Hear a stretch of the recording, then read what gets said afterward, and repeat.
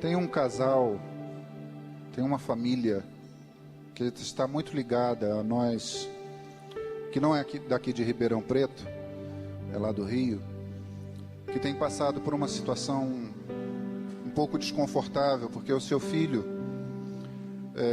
o filho de 15 anos, 16 anos, se envolveu com drogas. E é uma família de servos de Deus, que confiam no Senhor. E esse menino se envolveu com drogas por causa dos rombos que existem na vida dele.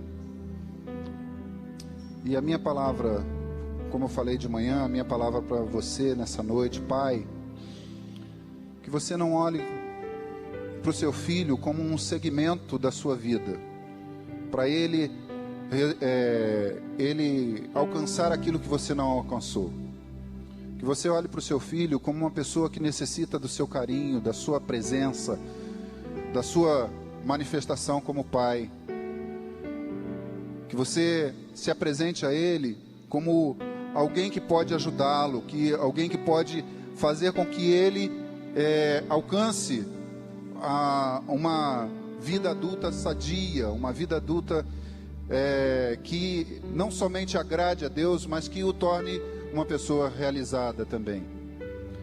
E para os filhos, o que eu vou repetir, o que eu falei de manhã, eu falo agora. Filhos, seus pais não são seus inimigos. Seus pais são seus amigos. Mesmo que eles errem, eles querem acertar. É difícil a gente poder entender um pai que queira o mal dos seus filhos. Então, abra o seu coração. Abra o seu coração para estar com ele, para abrir a sua vida para ele. Se seu pai ou sua mãe, isso eu não consegui falar de manhã porque o choro me alcançou, mas se seu pai ou sua mãe são pessoas que têm dificuldade de abrir o coração, entenda que pode ser rastros do seu passado, mas que eles precisam também da sua ajuda para serem livres e poderem te abençoar como jovens, na fase adulta. Então, a minha palavra é para que os pais, e às vezes eu fico vendo assim algumas das consequências de um relacionamento familiar ruim, de filhos que depois se casam e batem nas suas esposas, maltratam suas esposas, ou até filhas que desrespeitam seu marido. E muitas vezes, ou a maioria das vezes, o início de todas as coisas está num mau relacionamento entre pais e filhos. Então, que Deus abençoe você para ser um bom pai, estar andando junto com seu filho, e uma boa mãe, estar caminhando junto com seu filho. E você, filho, não se aparte dos seus pais, porque eles são bênção na sua vida. Em nome de Jesus. Vamos orar, queridos, por essa situação que o pastor Mário traz e por outras que talvez estejam na sua mente agora. Levante a sua mão, mesmo assentado. Pai, nós te pedimos em nome de Jesus que esta causa que é mencionada no dia de hoje, tanto hoje pela manhã como hoje à noite, em que uma família se vê numa condição de vulnerabilidade nessa relação pai e filho, e tornando o filho nessa condição mais vulnerável ainda, nós te pedimos agora, Pai, uma intervenção sobrenatural, para que haja um religar, para que haja uma restauração, que haja um cuidado especial da parte do Senhor nessa área, em nome de Jesus. E aproveitamos para interceder por tantos jovens que se encontram também perdidos, que se encontram sem esperança, que se encontram sem referenciais. Nós te pedimos nesta hora, em nome de Jesus, por um mover sobrenatural, onde possamos ver pai se convertendo a filho e filho se convertendo ao pai, para que o Senhor não venha e fira a terra com maldição. Senhor bendito, nós oramos entregando esta causa diante de Ti, porque isso nos leva a refletir, a meditar e a valorizar o primeiro ambiente pastoral que nós temos, que é o nosso lar, que é a nossa casa. De nada adianta ganhar o mundo e perder a própria casa, perder a própria família. Pedimos essa Tua graça, esse Teu favor, e essa tua sabedoria em nome de Jesus. Amém. Obrigado. Graça e paz. Queria que você ficasse de pé um pouquinho, liberasse uma palavra de bênção sobre algumas pessoas que estão aí do seu lado direito, do seu lado esquerdo, que você possa abraçá-lo, liberar uma palavra de vida, de fé.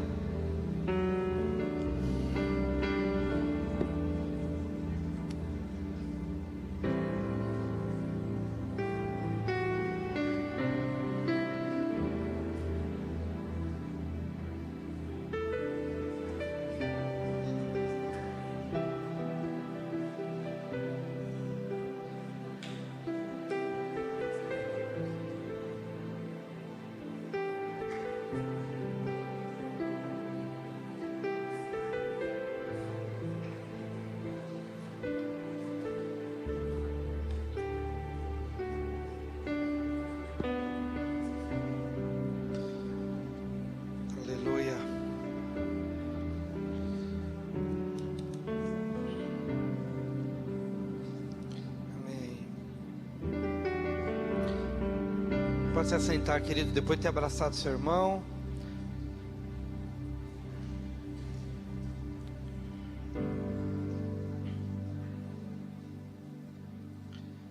Aleluia. Graça e paz. Shalom. Deixa eu aproveitar daqui alguns avisos.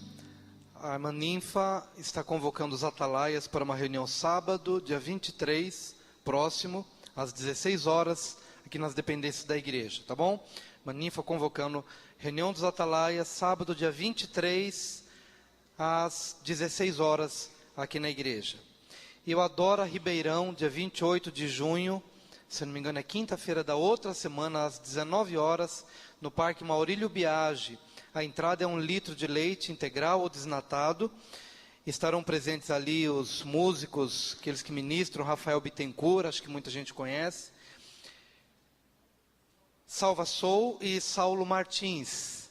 Então será um evento evangélico, a entrada é 1 litro de leite integral ou desnatado, e eu acredito que vai ser importante a igreja participar. Muitas igrejas têm sido convidadas, dia 28 de junho, não percam esse evento. Temos uma oração a fazer, vamos fazer daqui a pouquinho. Hoje é noite de encontro, né? Os jovens vieram do encontro, já celebraram, já deram testemunho. A gente fica muito feliz por esse... Daqui a pouco também, não esqueço de dar os testemunhos lá do Veredas. Tá bom? Heitor e Rosana, final do culto. Mas uma coisa que me chama a atenção nos encontros é que, especialmente no encontro de jovens, é que a gente vê jovem que a gente nunca tinha visto antes, né? Já perceberam isso? Você fica olhando aqui para frente e fala, mas eu não conheço 2, 3, uns 5, 10 que estão por aqui. E eu quero destacar isso, esse dado, e valorizar o trabalho que se faz fora das 4 paredes, fora do templo. Porque esses jovens que estão aqui, que nunca vieram numa igreja, talvez estejam aqui pela primeira vez, entrando num culto evangélico, pela primeira vez. Eles foram ganhos lá fora, no relacionamento, nas empresas, nos colégios. Alguns... Infelizmente, um jovem não esteve aqui, mas a Rosana, num dos idas numa loja, num determinado estabelecimento, viu alguns jovens conversando alguma coisa e nunca os tinha visto na vida, e foi lá, conversou com eles, e lá estabeleceu um contato, falou do amor de Jesus. Depois um outro jovem esteve lá para poder confirmar, para consolidar essa conquista, e ele fez a inscrição, e infelizmente não conseguiu a liberação da empresa, né, dos patrões, para poder estar aqui no encontro.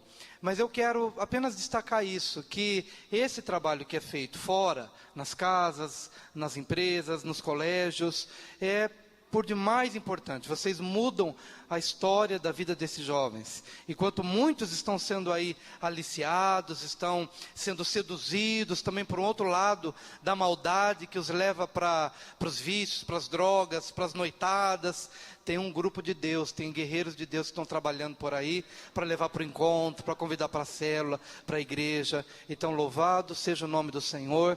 Quero agradecer a Deus pela vida destes jovens, desses irmãos e irmãs que têm feito esse trabalho. A igreja tem sido chamada para fazer essa obra. Não podemos descansar. Temos que fazer hoje, amanhã e depois, porque como temos dito várias vezes, ainda não chegou o tempo do nosso descanso. Temos que servir. Melenice estava compartilhando agora essa frase tremenda, que diz que quem não nasceu para servir, não serve para viver. Né, irmã Melenice? Ela não é autora não, se não me engano é Francisco de Assis. Francisco de Assis diz, quem não nasceu para servir, não serve para viver. Diga isso para o seu vizinho, fala isso para ele.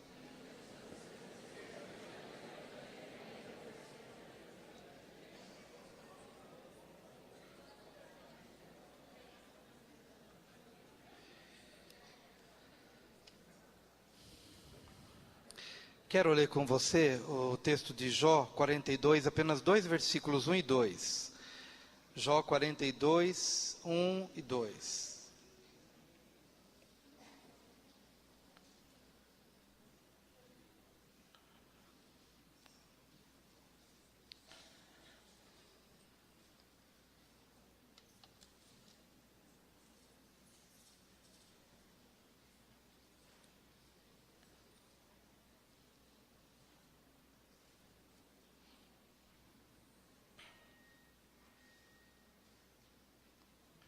Jó 42, de 1 a 2.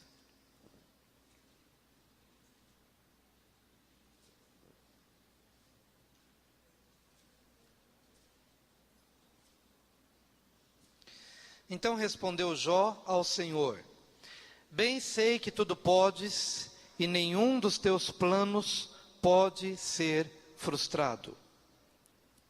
Gostaria de ler novamente esse texto. Jó 42, 1 e 2.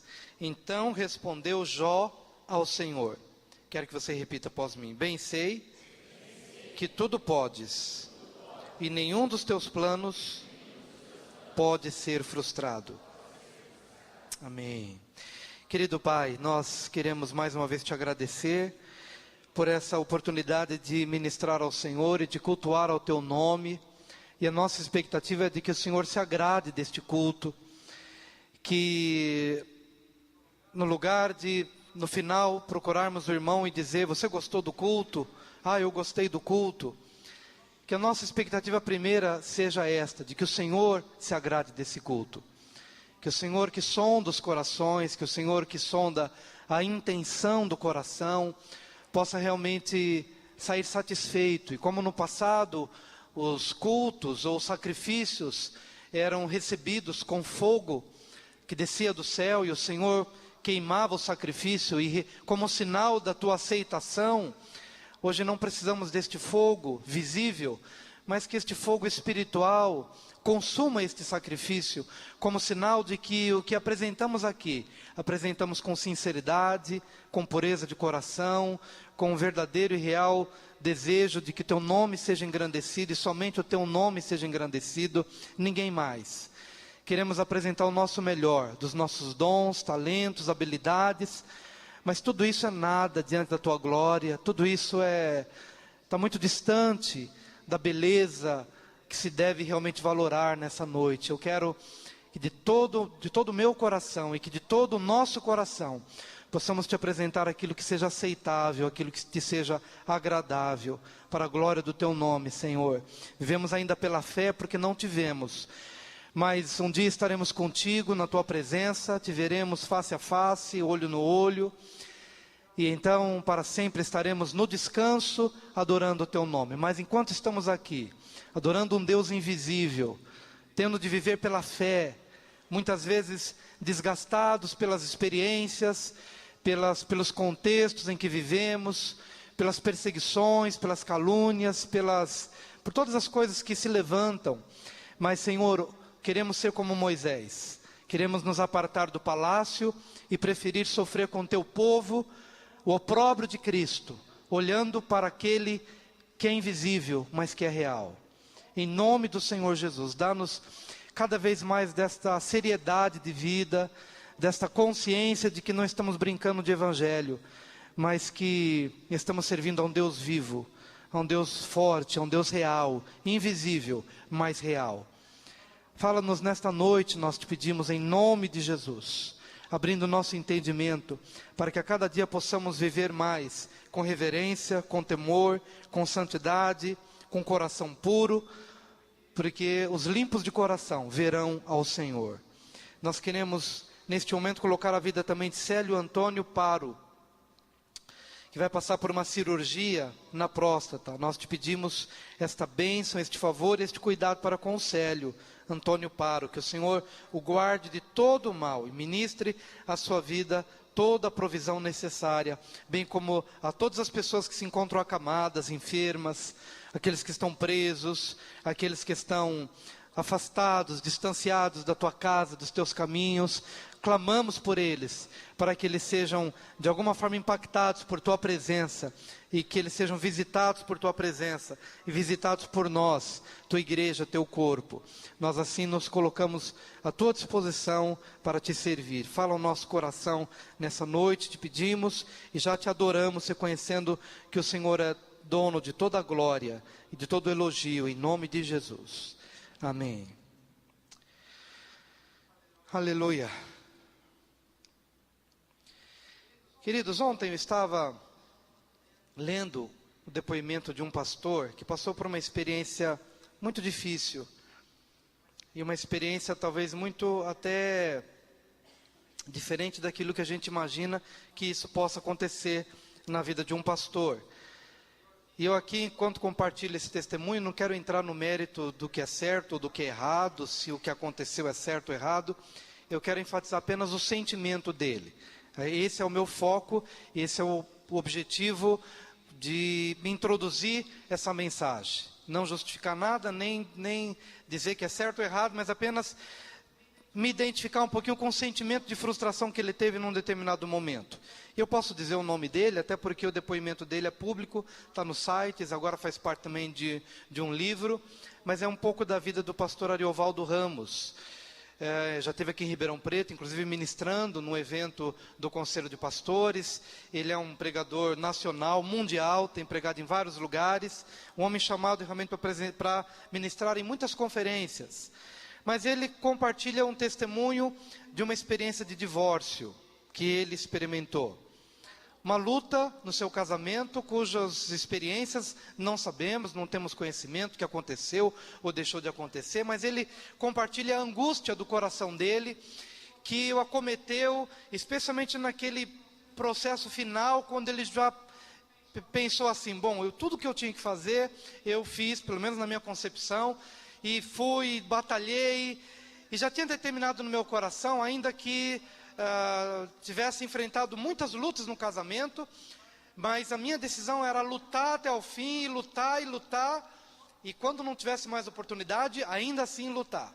Até que não teve mais jeito, na ocasião, pelo menos no pensamento dele, porque a esposa queria o divórcio, porque queria, estava determinada, e ele teve que ir diante do juiz, torcendo para que, pelo menos naquele momento, fosse um juiz, e não uma juíza, né? Quem sabe um juiz vai se identificar com o meu desejo, porque eu não quero me separar, eu não quero me divorciar, eu quero continuar lutando. E era uma juíza, e não quero dizer que a juíza pendeu para o lado da esposa, mas ali foi mais um ponto em que ele, puxa vida, até aqui faltou alguém que talvez me desse uma luz, ou me ajudasse a não ter que passar por isso. Então a juíza, de uma maneira um pouco fria, porque a questão era só a decisão, se vai ficar ou vai sair, vai continuar o casamento ou vai divorciar, e ele falou: então vou, é a decisão dela, não posso mais guerrear contra isso, então eu vou. E na hora de assinar, parece que a caneta pesa, né, nesse momento, dele tomar aquela decisão, e não queria assinar, e no momento ele se desliga um pouco desse mundo, e fica talvez pensando no casamento, pensando nos anos, nas lutas, e nos acertos, nos erros, e ele se perde um pouco, fica ali sem assinar, até que alguém cutuca e diz: escuta, você não vai assinar? Aí ele cai em si, e vai, e assina, mas todo estragado por dentro, todo moído, todo sofrido por dentro, como se um trator passando na sua alma, e ele sai dizendo que saiu ali do fórum. A única coisa que não pesava era aquele papel em si, um papel leve, mas que representava uma profunda dor no seu coração. Eu acredito que nessa hora passa um monte de coisa pela cabeça. O quê? Não casei para isso, não lutei tanto para ver esse casamento terminando dessa forma. E nesse momento a gente vai ampliando um pouco mais e envolvendo talvez a nossa própria vida. Quantas vezes a gente se envolve em projetos, a gente sonha, a gente deseja tantas coisas, a gente coloca na mão de Deus, a gente põe aquilo, Senhor abençoa, a gente luta, jejua, ora e batalha. E ele talvez naquela experiência pudesse pensar assim, bom, no passado, talvez hoje eu esteja colhendo fruto de erros do passado, mas agora isso está tão fora da minha possibilidade de mudar, que eu me sinto impotente, Talvez não fui no passado, talvez não fui na época em que eu podia de fato mudar, mas por um motivo ou outro, não conseguiu mudar, e quando chegou naquele momento, se viu totalmente impotente diante daquela situação, tendo de assinar um documento e sair de lá com uma enorme ferida na sua alma. E o objetivo de compartilhar isso, mais uma vez, não é entrar no mérito daquela questão, do que aconteceu, do que não aconteceu, se foi certo ou errado. Porque nós lutamos pelo casamento, e vocês sabem disso, o que Deus uniu, o homem não separa, e essa é a nossa luta, e é isso que vamos pregar, e essa é a única coisa que vamos pregar. Mas agora eu quero pensar no sentimento desse pastor, que depois dessa experiência se vê inadequado. Ele continua pregando, ele continua nos púlpitos, e ele sente, puxa, antigamente eu estava no púlpito, e eu tinha minha esposa me olhando, eu tinha minha esposa me respaldando, e agora eu não tenho mais. E agora eu não tenho mais o que me cerca, o que me respalda. E o que eu quero apenas fazer com que essa ministração, onde eu quero desembocar, compartilhando essa experiência. Como fica o pensamento acerca de Deus? Porque por mais que nós tenhamos a consciência de que muitas vezes estamos colhendo aquilo que nós mesmos plantamos, e Deus não tem nada a ver com isso, mesmo assim, muitas vezes nós dizemos assim, por que Deus permitiu? É ou não é? Não é isso que muitas vezes, mesmo que a gente tenha consciência, olha, eu errei aqui, eu errei ali, eu pisei na bola ali, ou alguém errou para comigo ali, por mais que a gente esteja consciente de todas as coisas e de todas as participações humanas, mesmo assim, nós olhamos num plano maior e pensamos, puxa, mas Deus podia ter me dado uma força, Deus podia ter mudado o curso, Deus podia ter feito algo diferente. E é nesse momento que entendemos que essa reflexão é importante, porque talvez você possa se dissociar daquela única pessoa que é Deus, que pode te ajudar nesse momento mais difícil da sua vida, seja ele qual for, seja uma situação de divórcio, seja uma situação de morte na família, seja uma experiência de tremenda escassez financeira, seja qual for a experiência. E justamente o oposto é que tem acontecido. Dependendo do que acontece, o que nos deveria fazer com que corrêssemos para Deus, justamente essa situação pode nos afastar de Deus. Concordam comigo? Por mais que Deus não esteja diretamente ligado àquele problema, foi um problema que eu gerei, ou problema que alguém gerou, mas há um pensamento, por que Deus permitiu? Jó tinha tudo, por exemplo, para poder pensar assim. Jó era um homem próspero, claro que o exemplo dele é bem diferente do exemplo inicial do pastor que eu mencionei. Mas Jó era um homem próspero, tinha seus filhos, tinha os seus animais, tinha tudo.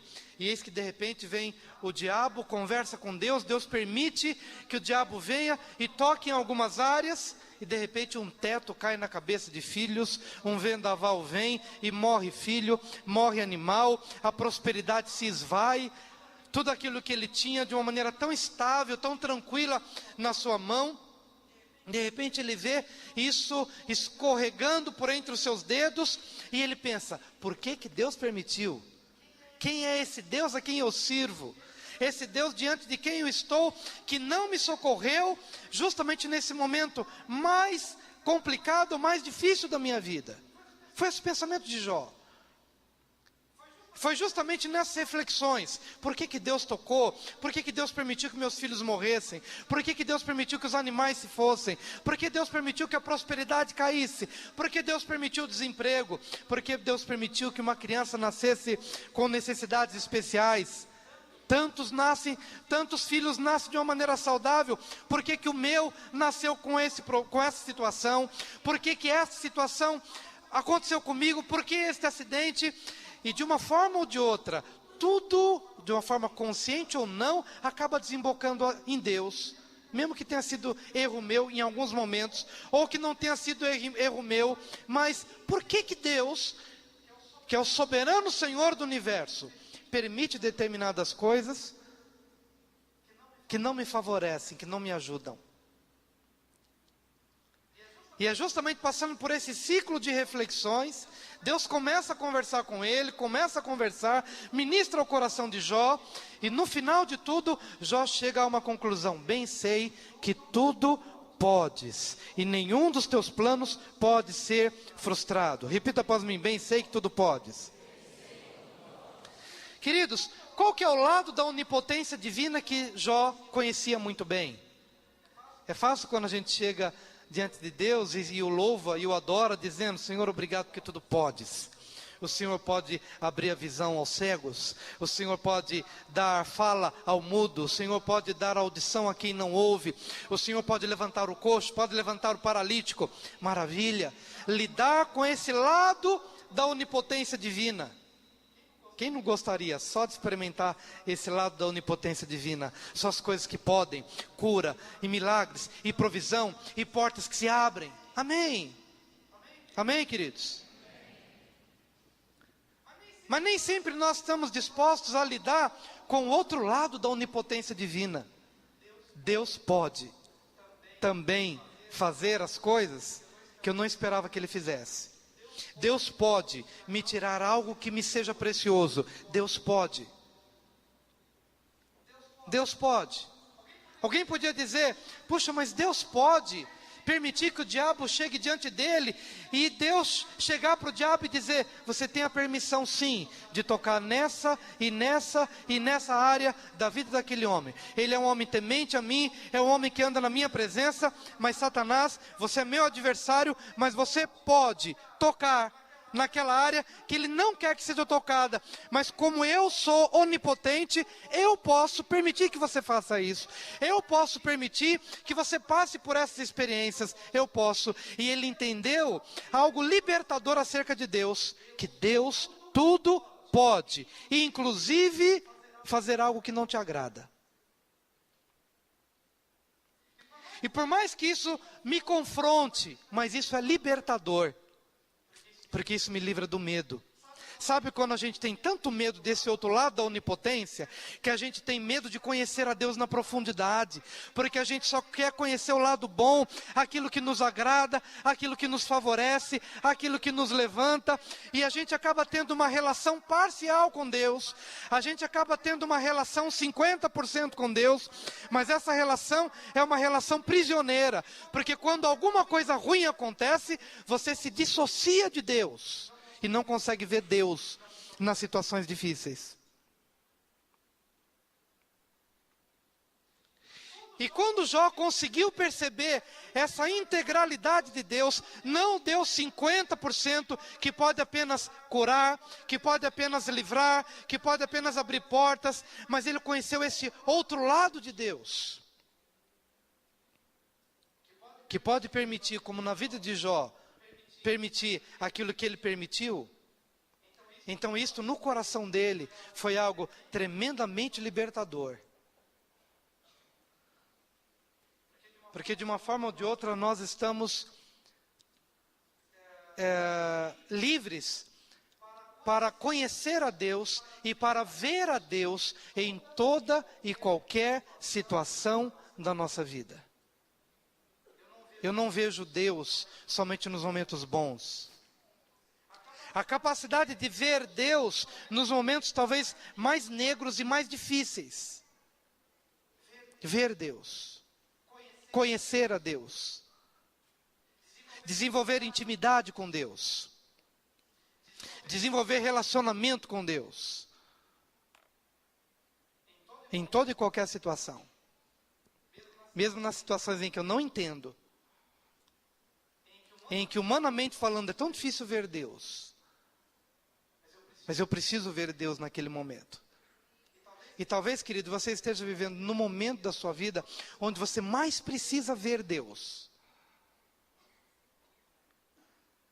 Seja como consequência dos seus próprios erros ou não. Ou por algo que Deus tenha permitido e que você não tenha nada a ver com isso. Mas a possibilidade de ver Deus. Mas quando todas essas coisas aconteceram na vida de Jó, essas perdas e essas lutas e tudo, talvez o primeiro sentimento que Jó teve em relação a Deus foi o sentimento de surpresa. Por que surpresa? Porque talvez você já tenha passado por esse tipo de pensamento. Bom, eu nunca pensei que determinada coisa poderia me suceder. A surpresa. Até um determinado momento da minha vida eu achei que um crente nunca veria a possibilidade de um bandido apontar a arma para a cabeça dele, como já aconteceu comigo e com a minha família.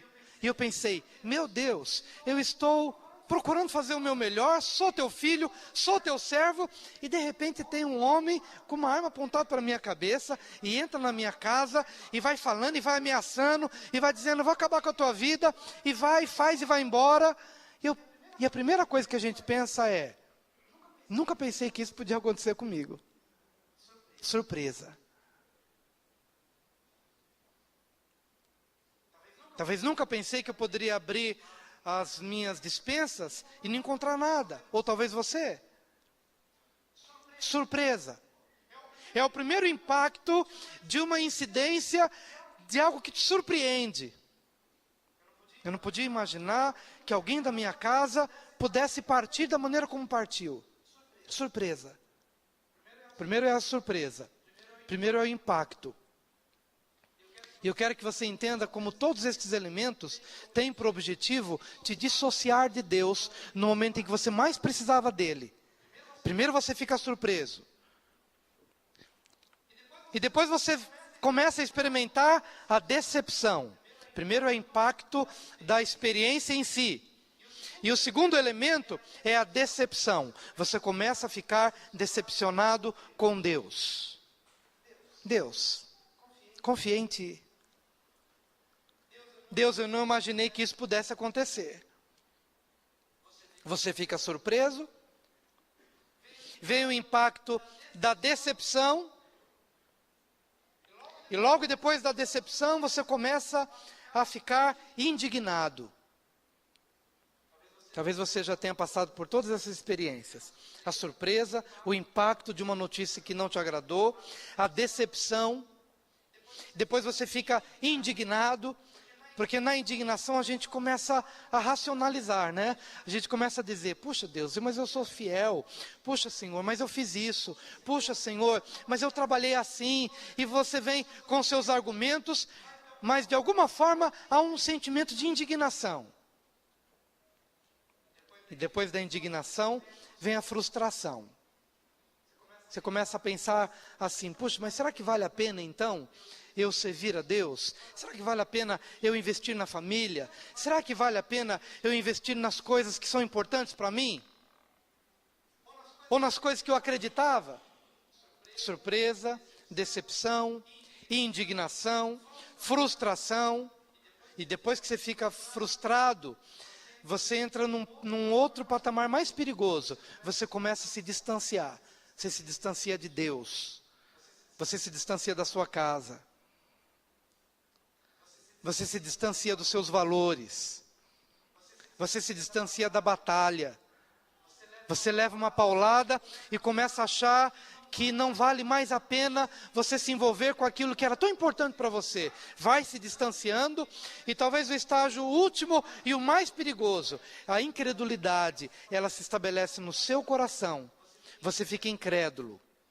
Você não crê mais. O pastor prega, o líder de célula prega, as pessoas ministram, mas no teu coração há um sentimento de incredulidade. Eu acredito que Jó passou por um ciclo muito perigoso, de surpresa, de decepção, de indignação, de frustração, de distanciamento e de incredulidade. E essa incredulidade ela é tão terrível que faz com que no seu coração você não encontre mais força para crer, para lutar, para orar, para batalhar de novo por aquelas causas.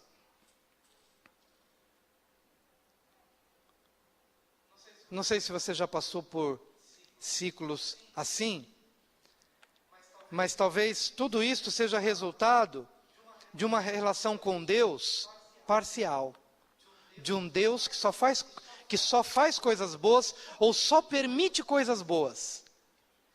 E quando as coisas que eu não gosto, por algum motivo acontecem, por erros meus, ou por ações que Ele permitiu, esse outro lado me afasta dEle. Eu deixo de crer nele, e eu deixo de me relacionar com Ele.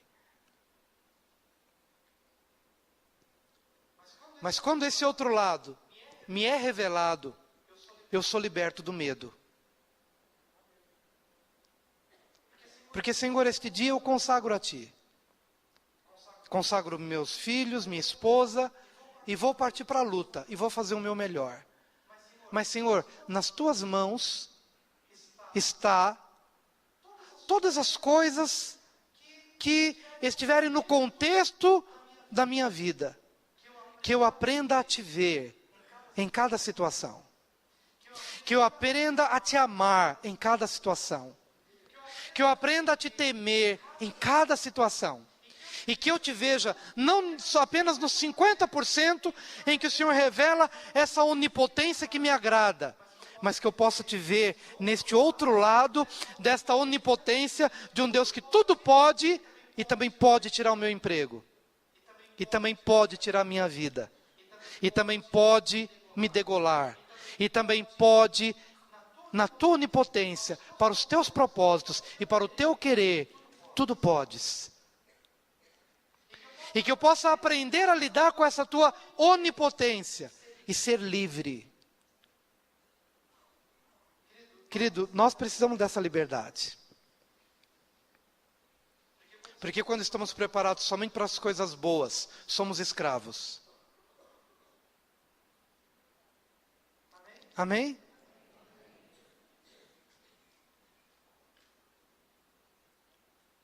Quando nos preparamos somente para a vitória, somos escravos, não somos livres. Mas eu me torno livre quando eu sei que Deus age na minha vida. De uma forma ou de outra, Ele é Senhor sobre todas as coisas. E mesmo naquilo em que seja uma colheita de algo ruim que eu fiz, que eu comece a aprender a me relacionar com um Deus que tudo pode, e pode agir na minha vida, e pode manifestar a graça dEle na minha vida, mesmo no contexto em que eu me encontre. Isto vai me levar à maturidade. Em nome de Jesus. E talvez alguns aqui comecem a pensar, peraí, mas como é que Jó conseguiu então, depois de passar pelos níveis da surpresa, da decepção, da indignação, da frustração, do distanciamento, ou até mesmo da incredulidade? Como é que se volta para Deus, depois que se perde alguém? Como é que se volta para Deus, depois que algo, ou como o que o pastor mencionou, ou outros exemplos da nossa vida, acontece, como é que se volta para Deus? Quero te convidar a ler o livro de Jó, quantas vezes você puder ler, especialmente a partir do capítulo 38, quando Deus começa a falar, Jó, onde você estava? Quando eu estabeleci os céus, onde você estava? Quando eu estabeleci limites para as ondas e disse, onda, você chega só até aqui e daqui você não passa. Onde você estava, Jó, quando eu estabeleci a natureza dos animais? tudo com propósito. Os animais dão as suas crias, e as suas crias, no tempo que eu estabeleci, elas vão embora, ninguém fala nada para elas, mas elas vão embora e não voltam mais para a mãe. Por quê? Porque eu estabeleci todas as coisas com um propósito.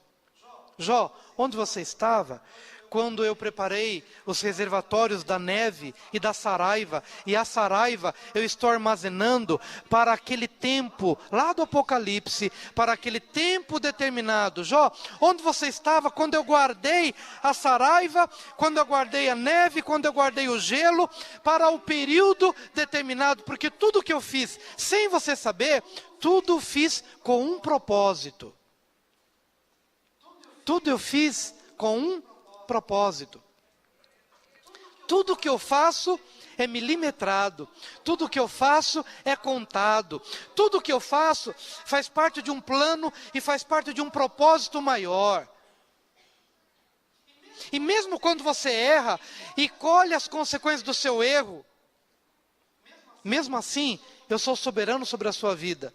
Não sou responsável pelo seu erro, mas eu sou Senhor e eu posso lhe ajudar a sair desse contexto e ministrar a minha graça sobre a tua vida, porque todas as coisas estão nuas e patentes diante dos meus olhos.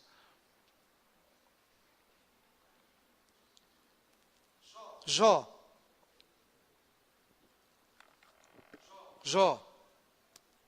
eu quero que você entenda que todas as coisas acontecem dentro de um propósito.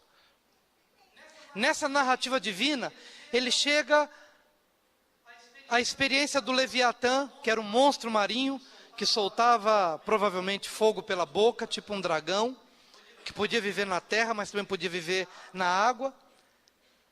E a Bíblia diz sobre a carcaça desse monstro marinho, e ele diz: quem vai colocar um anzol nele? Quem consegue perfurá-lo com setas? Por quê? Porque eu fiz para que ele nunca tivesse medo.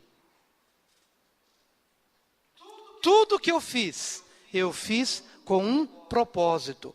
Mesmo o Leviatã, mesmo o monstro marinho, com toda a estrutura do corpo dele, com o tamanho dele, com tudo que ele tem e tudo que ele é ou era, que não existe mais, eu fiz para que ele nunca tivesse medo. Tudo eu fiz com propósito. O que o Senhor está querendo falar para Jó é o seguinte: Jó, de uma forma ou de outra, há um propósito que você não entende, há um propósito que você não compreende. Todas as coisas, mesmo as que você não viu, eu coordeno, eu governo, está debaixo do meu controle, seja a natureza dos animais, seja o curso dos rios ou dos mares, seja a colocação dos astros, seja a formação dos monstros marinhos, tudo fiz com um propósito. E talvez nessa hora, Jó pergunte: tá bom, o Senhor fez todas as coisas, os astros, os animais, tudo, os mares, os limites das ondas, tudo com propósito.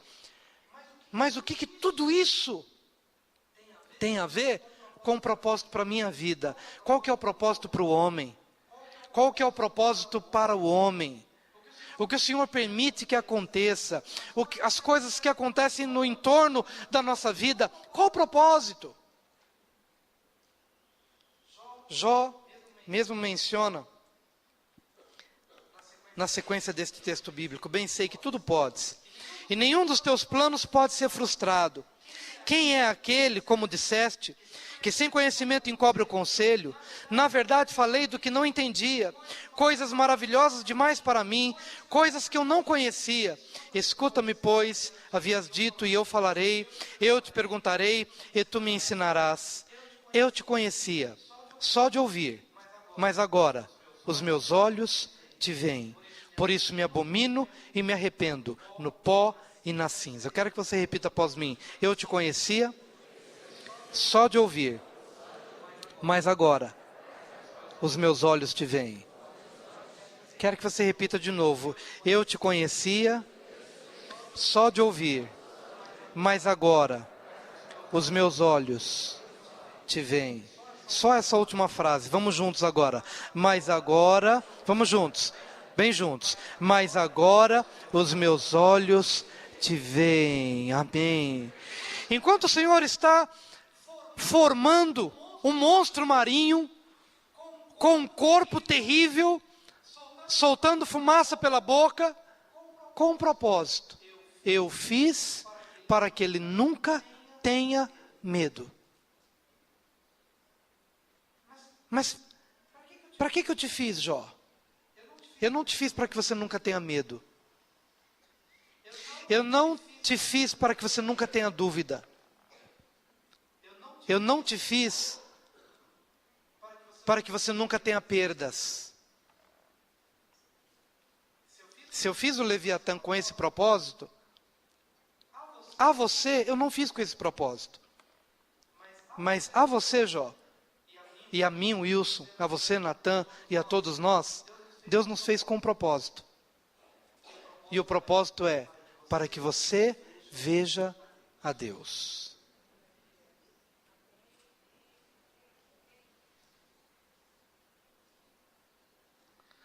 Bem-aventurados os limpos de coração, porque eles verão a Deus.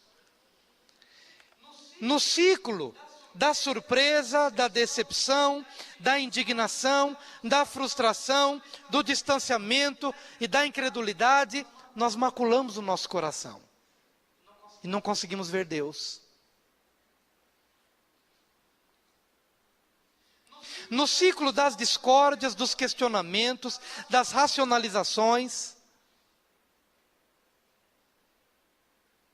nós sobrecarregamos o nosso coração e não conseguimos ver a Deus.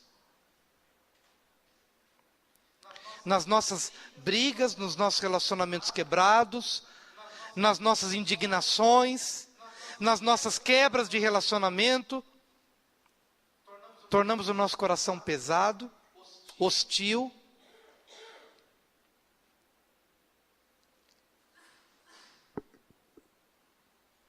Nos decepcionamos, nos frustramos e o nosso coração fica apertado, machucado, ferido, envergonhado, decepcionado e não conseguimos ver a Deus. Mas na hora que nós começamos a entender que Deus faz todas as coisas com ordem, estabelece limites, faz a chuva cair onde não tem ninguém morando, só porque ele se preocupa com a terra. É isso que ele fala também no livro de Jó. Jó, será que você não sabe que eu preparo uma nuvem para fazer cair a chuva num lugar onde não habita ninguém, só porque eu estou preocupado com aquela terra? Então a chuva tem um propósito. Os animais têm uma natureza e têm um propósito. Não terei eu um propósito na tua vida, mesmo que você tenha se perdido? Mesmo que você tenha perdido o rumo, será que deixei eu de ter cuidado e de ter um propósito para com a tua vida, mesmo quando você se sente o pior dos pecadores, aquele que falhou no último grau e talvez tenha até resultado a partir disso um grande problema, seja ele no seu casamento, na sua empresa, nos seus negócios ou no seu ministério? Será que o Deus que cuida da natureza dos animais, das ondas, dos mares, dos astros, da terra onde não tem ninguém, e cuida com tamanha inteligência e soberania, será que Ele não sabe exatamente o que eu tenho vivido, o que você tem vivido, a sua dúvida, o seu questionamento? Se Deus fez o Leviatã tão forte, tão vigoroso, para nunca ter medo, a mim Ele não fez com essa natureza. Mas Ele me fez para que eu veja a Deus. O Leviatã não pode ver a Deus, mas eu posso.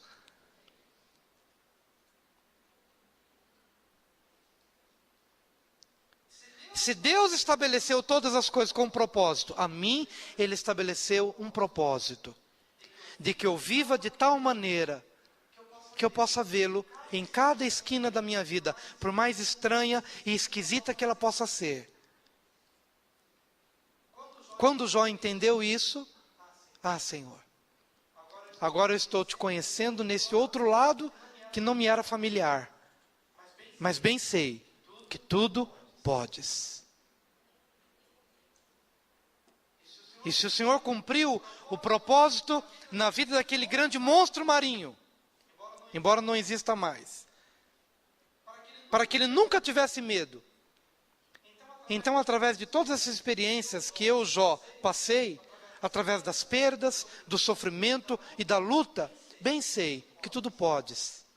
E se o teu propósito era que eu conseguisse te ver, então esse propósito foi cumprido. E eu te glorifico. E eu me abomino. O que ele quer dizer, eu me abomino? Muitas vezes nós nos sentimos vítimas. Nós achamos que as circunstâncias é quem estão nos abominando. Nós achamos que é Deus quem está nos abominando. Nós achamos que são as pessoas quem estão nos abominando. Mas quando Jó percebeu que ele falou tanta coisa que ele não sabia, ele disse, não é Deus, nem as circunstâncias, nem ninguém. Eu me abomino e eu me arrependo por tudo que eu falei na minha presunção de julgar a Deus. Eu me abomino e eu me arrependo por ter me surpreendido, porque Deus fez algo e eu disse, Senhor, estou surpreso porque o Senhor fez isso, porque eu não merecia receber do Senhor isso. Perdoa-me pela surpresa. Perdoa-me, Senhor, pela decepção, porque eu fiquei decepcionado contigo. Perdoa-me pela indignação, eu me abomino e eu me arrependo no pó e na cinza, também pela minha frustração. Porque quando eu fiquei surpreso, decepcionado, indignado, eu estava dizendo, eu não merecia nada disso. O Senhor foi injusto para comigo.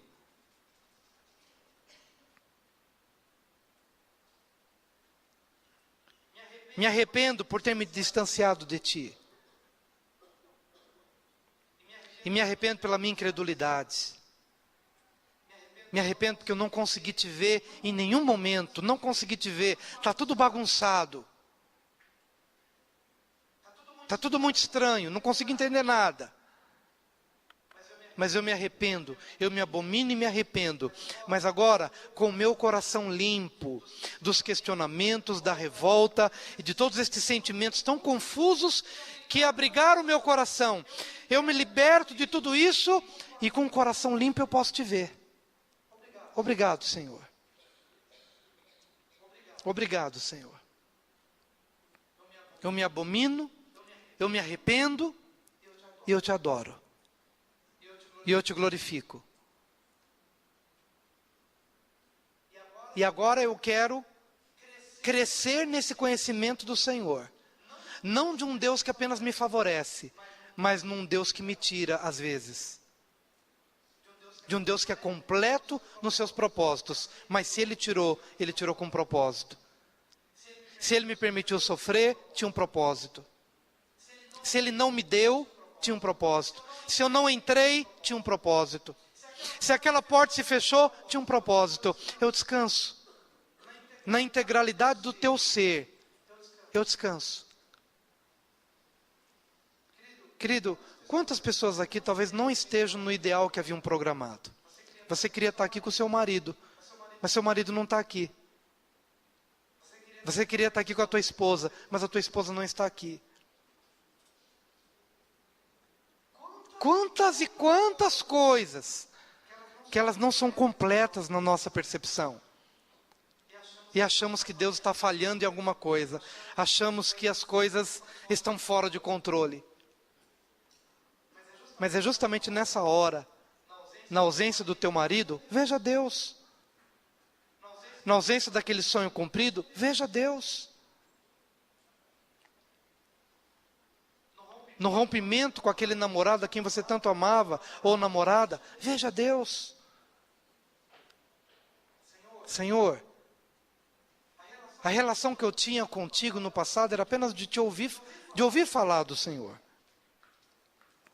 Mas hoje, os meus olhos Te veem. Não vejo mais os meus bens, não vejo mais os meus filhos, não vejo mais os meus funcionários, não vejo mais tantas pessoas a quem eu via todos os dias. Mas todas essas pessoas no passado, eu as via, mas eu não Te via. Eu via os filhos, mas eu não Te via. Eu via o dinheiro, mas eu não Te via. Eu via o trabalho, mas eu não Te via. Agora, nenhuma dessas pessoas estão aqui, mas eu Te vejo. Eu compreendo o teu propósito. E isto me leva a ser mais apaixonado por ti. Porque tu és um Deus completo. Que faz com que todas as coisas aconteçam dentro de um propósito. Entendendo eu ou não, um propósito. Talvez num outro momento possamos ministrar sobre a lei da semeadura. Aquilo que eu planto hoje eu vou colher amanhã. E não vou culpar a Deus por isso. Amém, queridos? Eu não estou querendo aqui dizer que Deus está assinando embaixo todos os nossos erros. Mas eu quero dizer que mesmo nos nossos erros, eu preciso vencer esse ciclo da surpresa, da decepção, da indignação, da frustração, do distanciamento e da incredulidade. Vencer este ciclo e voltar para Deus. Porque na hora da minha crise, a pessoa mais importante diante de quem eu realmente preciso estar é de Deus. E Ele vai me ajudar a enfrentar aquela luta. E a crescer nele. E a continuar adorando a Ele. Porque só Ele é digno de ser adorado. Em nome de Jesus. Eu quero convidar a igreja a ficar em pé nesse momento.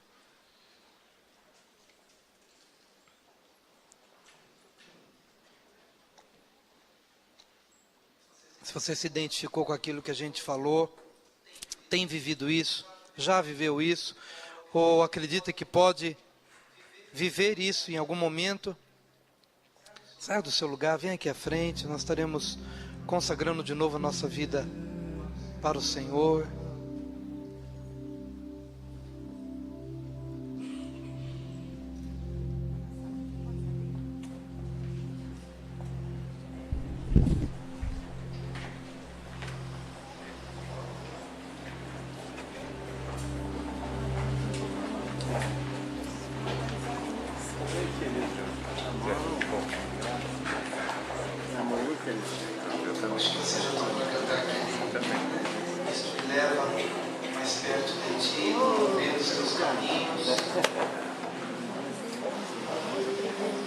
Mas vai valer a pena voltar para o Senhor.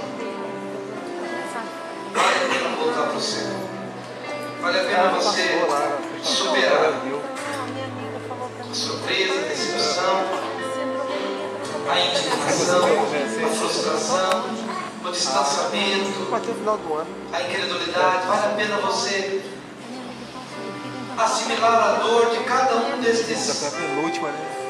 sentimentos, dessas impressões da sua alma e se voltar para Ele. E se voltar para Ele.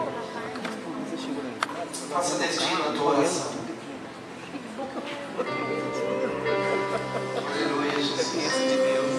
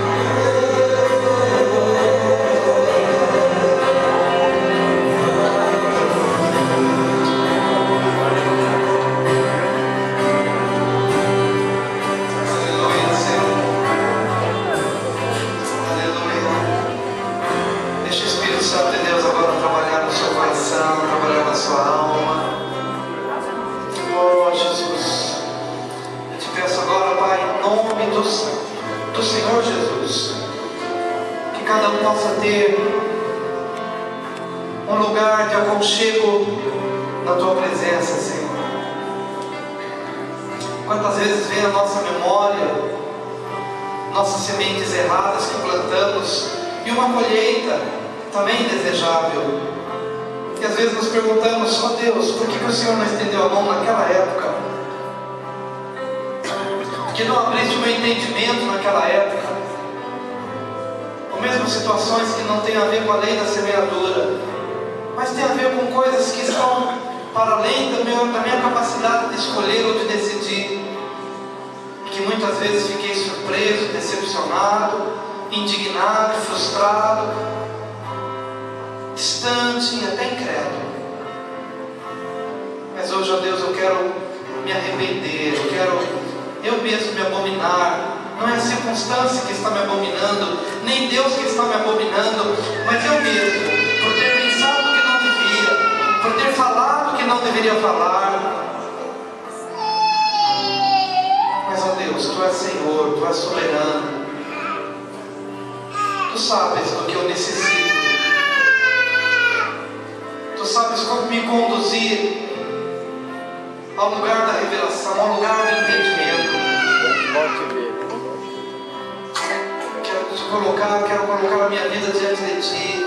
Quero interceder pelas pessoas que estão nos ouvindo hoje aqui, para que cada um possa ter um entendimento espiritual do que isso significa. Pai, em nome de Jesus, que possamos nos alegrar em Ti, que a nossa alegria em Ti seja algo real, algo genuíno, Pai. Conforta os corações solitários, conforta os corações que passaram por perdas, por prejuízos, por doenças. Conforta os corações que estiveram como aqui, aparentemente à mercê das situações, como se não tivessem um Deus. Mas Tu és o nosso Deus, Tu és o nosso Deus. E se Tu não eras Deus até então, que a partir de hoje Tu sejas.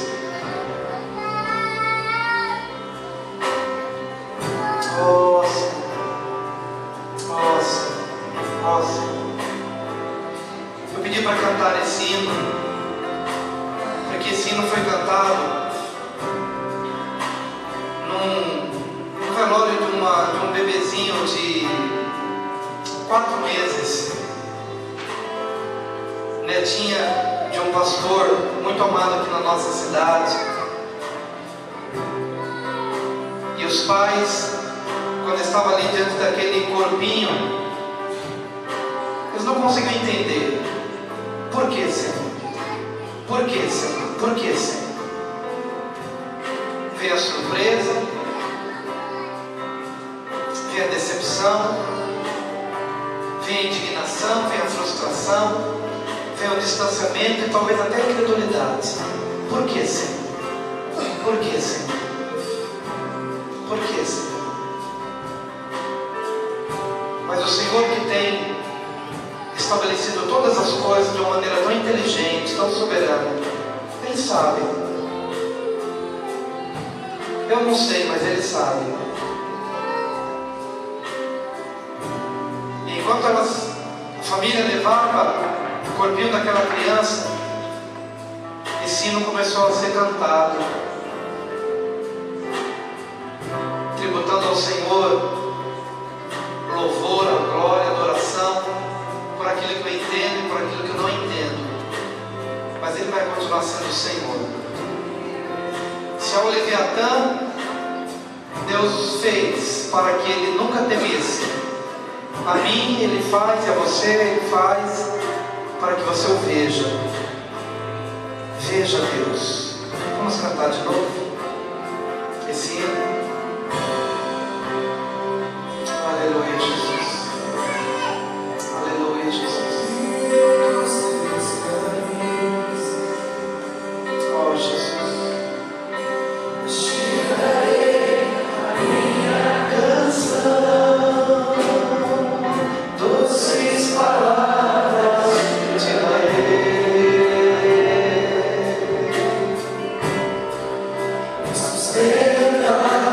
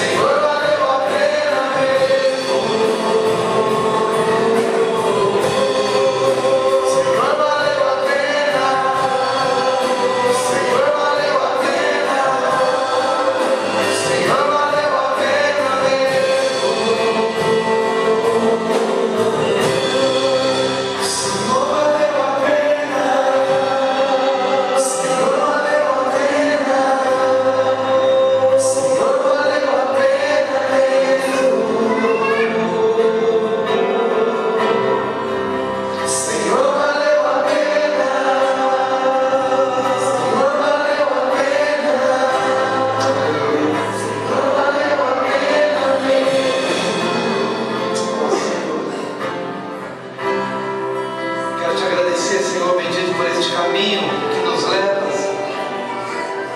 para que o propósito maior seja cumprido. Bem-aventurados limpos de coração, porque eles verão a Deus. Bem-aventurados limpos de coração, porque eles verão a Deus. Hoje, Senhor, limpa o nosso coração da indignação, da amargura, da revolta, da incredulidade. Livra o nosso coração, limpa o nosso coração do distanciamento. Limpa o nosso coração, Senhor, toda revolta. Limpa, limpa, limpa. Porque queremos te ver. Limpa, Senhor, dos valores errados, das motivações erradas. Limpa, Senhor, limpa, limpa, limpa. Espera, Senhor, uma obra de regeneração em nosso meio, de transformação, de santificação. Oh Deus, faz cair os nossos ídolos. Derruba, Senhor, o templo de Dagon no nosso coração. Derruba as colunas de Baal em nosso coração. Porque todas essas coisas nos impedem de te ver. Quero te ver, Senhor. Quero te ver, Senhor. Quero te ver, Senhor. Não quero enxergar uma religião. Eu quero te ver, Senhor. Eu não quero apenas um livro. Eu quero a essência da tua pessoa, a essência de Cristo, a essência de Jesus. Oh Senhor, ajuda-me a te ver, Senhor. Ajuda-me a te ver, Senhor. Em todas as situações de perdas, em todas as situações de sofrimento, de perseguição, de angústia, ajuda-me a te ver, Senhor. Porque eu sei que o Senhor me fez com essa natureza de te ver. O Senhor visitava Adão na viração de todos os dias, e Adão via o Senhor. Mas o pecado distanciou. Mas em Cristo podemos te ver de novo, Senhor.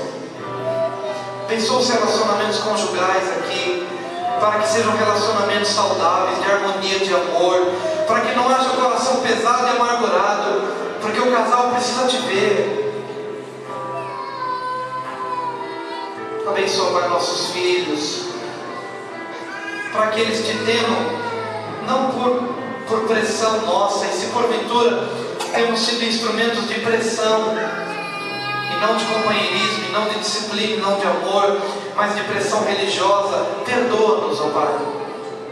Perdoa a nossa ignorância, perdoa a nossa insensatez. Que nossos filhos possam te servir porque te amam e querem te ver. Ó Senhor,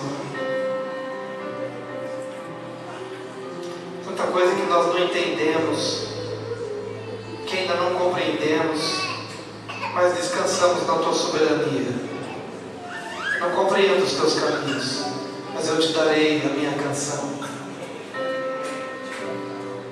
Que ao redor de cada esquina, mesmo no topo de uma montanha, que esse caminho do vale até o topo possa ser com o único objetivo: ver a tua face. E quando isso acontecer, realmente vamos dizer que valeu a pena.